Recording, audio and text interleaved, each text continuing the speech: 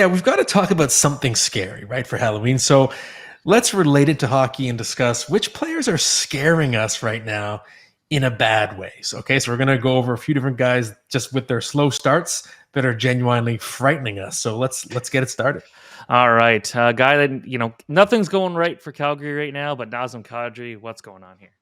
My gosh, he's got one goal in 9 games, minus 11. So if your league counts plus minus, that's disastrous.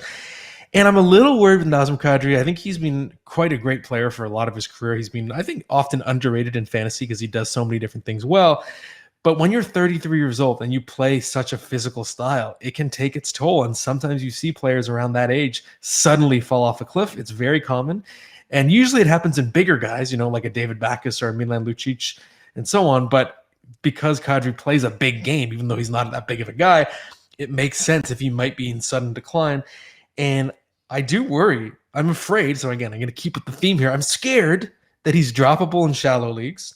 I think maybe even some medium leagues. I think if you're in a deep league, I think you have to hold on to him a little longer because the upside, I think, is still there. But the crazy thing is he only has 2 hits. Usually you're rostering Kadri because he can do so many different things. He's thrown 2 hits in 9 games. That to me is the most, actually more alarming in a way than the goal stat because it shows that he's not engaging physically as much as normal. And I'd say the only league size in which you're still paying attention to him right now should be a deep league. If he's dropped, based on his past history, yes, you can scoop him and maybe he turns it around, but I think it's genuinely time to be scared. I'm terrible. I'm not picking anyone from Calgary right now. Like you look at even like Mackenzie Weegar, like not having a great season, goaltending's being rough. Like this, again, we have an article from the Daily Faceoff live show, and we did a transcript of it that's up on Daily Faceoff right now, talking about how it might be time to reset that team. Oh my God, it's well, we're gonna get to it a little bit later with a question about Jonathan Huberdeau, but I'm very disappointed in what I've seen from Calgary. I thought they had big bounce back potential, and it just seems like they're continuing to be a wasteland. Yep, not a good place to be. Now, let's go to Blake Wheeler, a guy that was bought out by the Winnipeg Jets. Looked like, you know what? He's still a good player. He still put up over 50 points last year. Maybe he'll go out there and play a big goal with the Rangers. Heading into the big revenge game against the Winnipeg Jets. At the time of recording this, 0 points in 8 games. Yeah, and I didn't expect him to be making the Jets look good for buying him out, even though obviously, yeah, he's in decline, but going into that buyout, he still was averaging 71 points per 82 games over the past 3 seasons. So he still was playing at a pretty high level, and he's just a ghost right now, a non-entity. No points in 8 games and playing just 11 minutes, 39 seconds a night. He's being completely phased out, and he's 37 years old. So when a player is disappearing to this extent at that age, you have to wonder if it's sort of approaching the glue factory moment for Wheeler here. And I did not expect that. Obviously, I figured the decline would continue, but it seems like it's been so steep that there's reason for significant concern, especially with that ice time number being so low. Yeah. And to stick with players that were recently bought out, Matt Duchene in Dallas. I saw him playing against Toronto a couple nights ago. Thought he played a decent enough game, but this is not the guy that was really thriving in Nashville.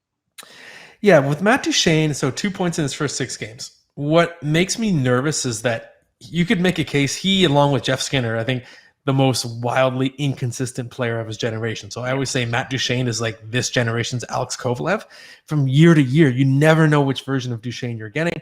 And if you look at his career numbers, 0.6 or 0.76 point per game for his career. But 5 of those seasons, he was 0.68 or lower. 5 of them, he was 0.84 or higher. So he really varies season to season. And sometimes you just get bad Matt Duchene. And I'm like, uh-oh, is this a bad Matt Duchene season? It might be. And seeing that slow start, to me, is concerning. The only saving grace is the sample size is pretty small. Dallas has only played 6 games. So if you're in a medium league and you have the luxury of a bench spot, I would try and hold on to him, just bench him and see if he figures it out. Because I do know he's getting a look higher in the lineup. So I don't think he's someone you drop, but maybe he's someone you consider trading because of that name brand, because it's possible. It's just a bad Matt Duchene year. They happen. And then next year he's going to go out and get 80 points, and Alistar is going to win the Stanley Cup, and it's going to make no sense what happened with Duchene. But the Jeff Skinner comparison makes a lot of sense. Unfortunately, it's just it's almost like kind of like Taylor Hall now at this point too, right? Another first overall pick, where it just feels like you don't know what you're getting from him kind of year to year at this point. Yeah, it's so true, and it's tough because you feel like Matt Duchene, like you said, next year maybe he has another monster year, then he gets a good contract out of it, and then it seems like whenever he gets the contract, I don't know if he sits back, if it's a mental block, but it just seems to be an intangible thing in the case of Duchene.